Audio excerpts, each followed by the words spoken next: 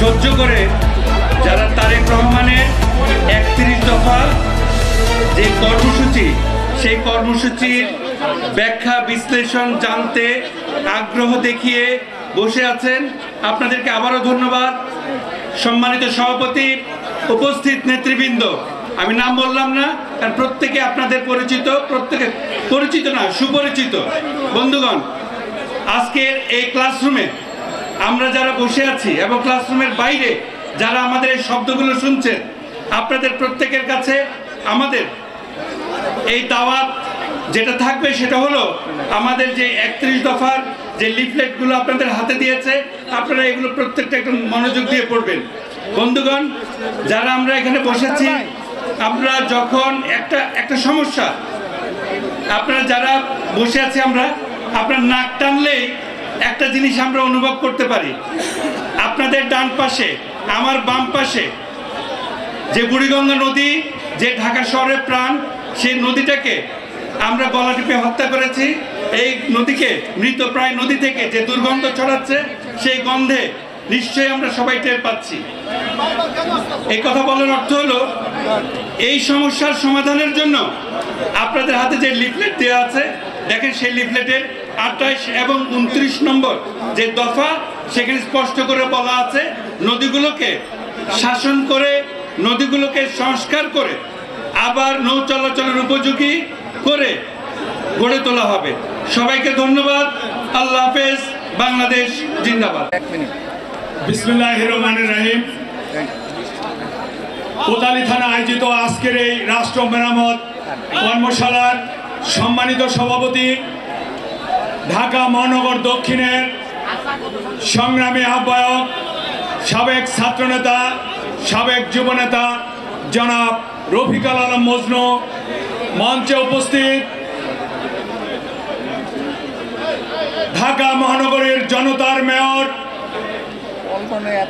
জনাব ইশরাক হোসেন, ইঞ্জিনিয়ার ইশরাক হোসেন, মঞ্চে আর উপস্থিত আছেন বাংলাদেশ জাতীয়তাবাদী দল ঢাকা মহানগর দক্ষিণের সংগ্রামী সদস্য সচিব জনাব তানভীর আহমেদ রবিন এবং ঢাকা মহানগর দক্ষিণের যুগ্ম আহ্বায়ক বিন্দু, সদস্য বিন্দু এবং ছাত্রদল, যুবদল, স্বেচ্ছাসেবক দল, কৃষক দল, মহিলা দল সহ কোতোয়ালি থানার সর্বস্তরের নেতৃবৃন্দকে আমার পক্ষ থেকে এবং ঢাকা মহানগর দক্ষিণের পক্ষ থেকে জানাচ্ছি সংগ্রামী অভিনন্দন ও শুভেচ্ছা।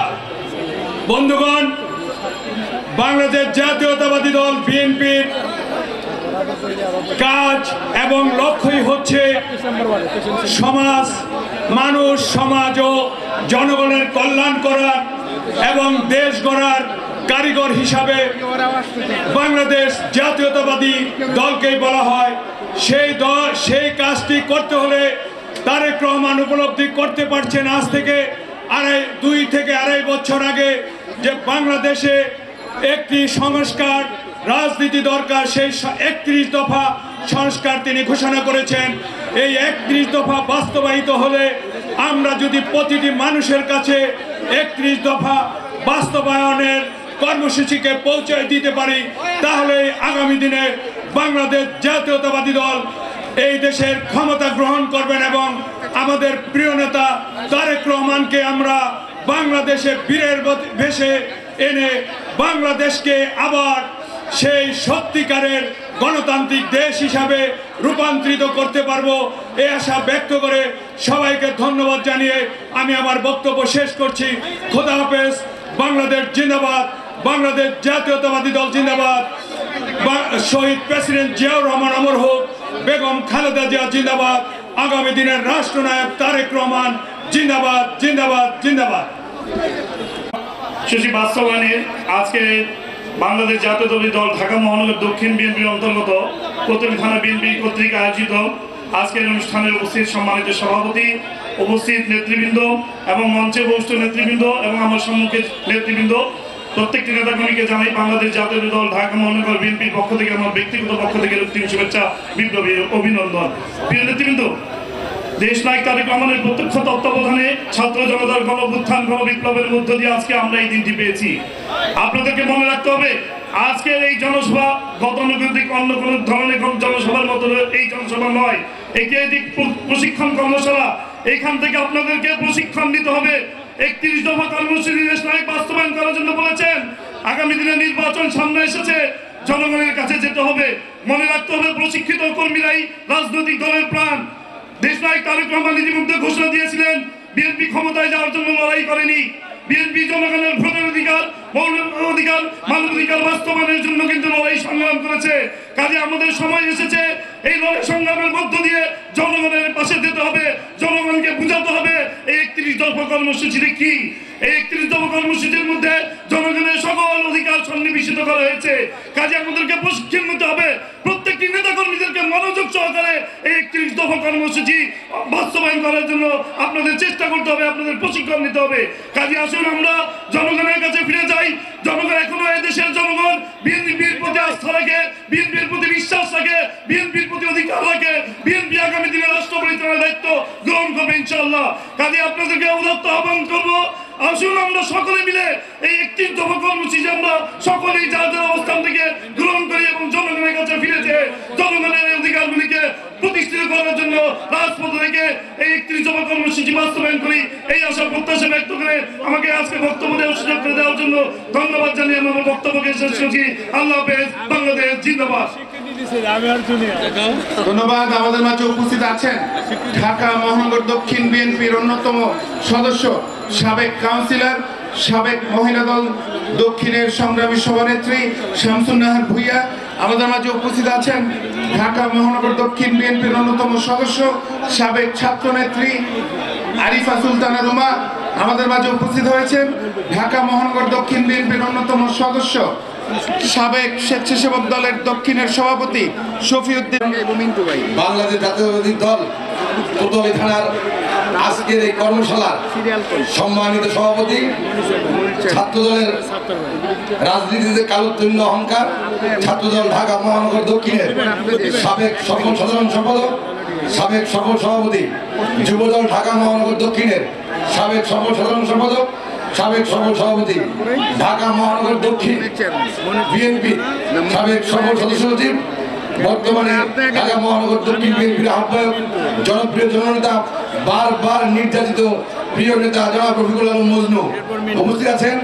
আজকের এই অনুষ্ঠানের মধ্যমণি আমাদের এই অঞ্চলের তথা বৃহত্তর ঢাকার সাবেক সফল অভিভাবক, আমাদের সকলের অভিভাবক, সাবেক নেতা, বীর মুক্তিযোদ্ধা প্রয়াত জনাব সাদেক হোসেন খোকা ভাইয়ের সুযোগ্য উত্তরসূরি, আমাদের সকলের সুখে দুঃখের প্রিয় ভাই ইঞ্জিনিয়ার ইশরাক হোসেন আমাদের উপস্থিত আছেন ঢাকা মহানগর দক্ষিণ বিএনপির অন্যতম যুগ্ম আহ্বায়ক, সাবেক ছাত্রনেতা, আমাদের সকলের প্রিয় বড় ভাই সাইদুর রহমান মিন্টু ভাই সহ উপস্থিত আজকের এই অনুষ্ঠানের সংগ্রামী সঞ্চালক, প্রিয় সহযোদ্ধা, দীর্ঘদিন আন্দোলন সংগ্রামে নির্যাতিত প্রিয় নেতা তানভীর আহমেদ রবিন সহ উপস্থিত সকল পর্যায়ের নেতৃবৃন্দ, কোতোয়ালি থানা বিএনপি অঙ্গ ও সহযোগী সংগঠনের নেতৃবৃন্দ এবং ছাত্রদল, যুবদল, স্বেচ্ছাসেবক দল, শ্রমিক দল এবং মহিলা দলের সকল পর্যায়ের নেতৃবৃন্দ, সকলকে আমার ব্যক্তিগত পক্ষ থেকে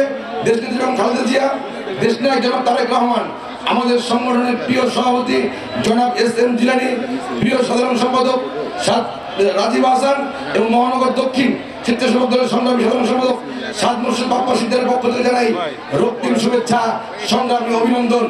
প্রিয় নেতৃবৃন্দ, আজকের এই কর্মশালায় গভীর শ্রদ্ধা করে স্মরণ করছি বহুদলীয় গণতন্ত্রের প্রবক্তা, আমাদের আদর্শ শহীদ রাষ্ট্রপতি জিয়াউর রহমানকে শ্রদ্ধা করে স্মরণ করছি। গত 17টি বছর আন্দোলন সংগ্রাম করতে যে সকল শহীদ অকাতরে নিজের জীবন বিলিয়ে দিয়েছে তাদের সকলকে শ্রদ্ধা করে স্মরণ করছি আমাদের এই অঞ্চলের মাটি মানুষের প্রিয় নেতা, বীর মুক্তিযোদ্ধা, গেইলা মুক্তিযোদ্ধা জনাব সাদেক হোসেন খোকা ভাইকে। প্রিয় নেতৃবৃন্দ, কর্মশালা নিয়ে গুরুত্বপূর্ণ বক্তব্য রাখবেন আমাদের এই অনুষ্ঠানের প্রিয় সভাপতি এবং মধ্যমণি জনাব ইশরাক হোসেন। আমি শুধু একটা কথা বলতে চাই যে নেতৃবৃন্দ, সময়ের পরিক্রমায় বিএনপি আজকের এই অবস্থানে এসেছে, সেই সব দিনগুলো, সেই সব স্মৃতিগুলো যেন আমরা ভুলে না যাই। আজকে রাষ্ট্রপতি আমাদের যে 31 দফা ঘোষিত হয়েছে, এই 31 দফা শুধু একটি মাত্র মানুষ পারে এটি ঘুণে ধরা জরাজীর্ণ রাষ্ট্র ব্যবস্থাকে সংস্কার করতে প্রয়োজন হচ্ছে দেশ নায়ক জনাব তারেক রহমানের মতো দক্ষ সংগঠন। দেশ নায়ক জনাব তারেক রহমান ছাড়া এদেশে কোনো সুন্দর সুষ্ঠু সত্যিকারের সংস্কার সম্ভব নয়। কারণ বাংলাদেশে এখন সব জায়গায় এখনো ফেসিবাদের দোসররা বিদ্যমান। শুধু শেখ হাসিনা পালিয়েছে, আর কিন্তু 200-300 এমপি মন্ত্রী পালিয়েছে, তার দোসররা কিন্তু এখনো বাংলাদেশে বিদ্যমান আছে। সে কারণে আওয়ামী লীগ পেতাত্তাদের দিয়ে, শেখ হাসিনার দোসরদের দিয়ে কোনো সঠিক সংস্কার এদেশে সম্ভব না। এ কারণে আমরা আবেদন করব অতি দ্রুত একটি নির্বাচন দিয়ে জনগণের সরকারের হাতে ক্ষমতা হস্তান্তর করা হোক এবং সঠিক নেতৃত্বের মাধ্যমে প্রিয় নেতা দেশ নায়ক জনাব তারেক রহমানের হাত ধরে আগামী দিনে এই 31 দফা সঠিকভাবে সংস্কার পরিচিত হবে। এই আশাবাদ, এই প্রত্যাশা রেখে আজকের মতো বিদায় নিচ্ছি। খোদা হাফেজ। বাংলাদেশ জিন্দাবাদ।